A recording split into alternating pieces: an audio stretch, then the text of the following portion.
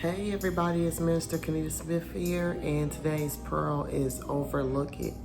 There are times where we have gone through things with people that are close to us, like family members, friends, or even those in the church leadership that we looked up to, that we trusted, and that we were close to. And sometimes things will happen that cause us to pause and say, wow, why did this person do that? Or why do they continuously do a particular thing? It's like what they used to say, one of those things that make us go, why are they this way towards me? Or why have they done this? And it leads to an offense. And in Proverbs 19:11, it says that it is a wise person that practices patience, and it is to their glory that they overlook an offense. And I'm paraphrasing that. But it's to our glory that we overlook an offense when someone does something to hurt us continuously. Possibly they don't even realize that they're doing it. And at the right time, maybe you can have a conversation with them to let them know how they've hurt you.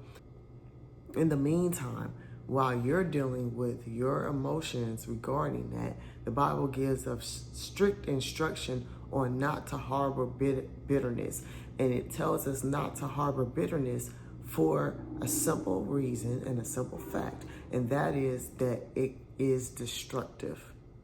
Bitterness is destructive, and it leads to not only anger and unforgiveness, but it leads to you harming yourself because it hinders your spiritual growth and it doesn't allow you to operate in the grace that God extended you.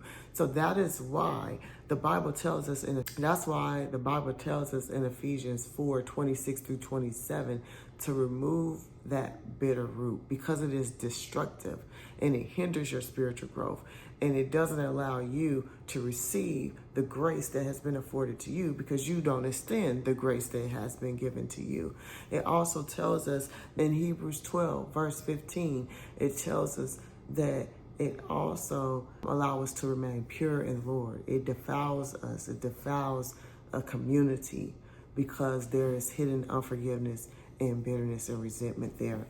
So if you are going through something with family, maybe you're a mom and you're wondering, how can my child treat me this way? Or how can they allow their spouse to treat me this way?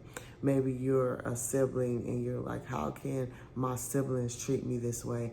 And it's warranted. You can feel that way. And it doesn't mean that you have to hide or eliminate or erase your feelings. But what the Bible is saying is there is a proper way to handle offense. There's a proper way to handle anger. And in that proper way, it talks about going to your brother and sister in love. It talks about, if you can't resolve it between the two of you, taking another trusted official in the church or a trusted person in your family that can help mediate that conversation. So there are steps that the Bible gives us to handle offense and to handle conflict. So in this week's pearl, I want to deal with the offense that's in your heart. And I want to pray for you. I want to pray that you remove it. I want to declare and decree that every bitter root that has been lodged and planted by the enemy in your heart and in the perception of your mind, that it will be removed by the blood and authority of Jesus Christ, and that the peace of God will reign over your heart and your mind, and that God will penetrate you with his love so that you can go and have grace, mercy, and at the right time have the right conversation so that his glory is revealed in the situation. So that's the pearl that I chose to bring to you this week, and I will talk to you next week. Have a good day.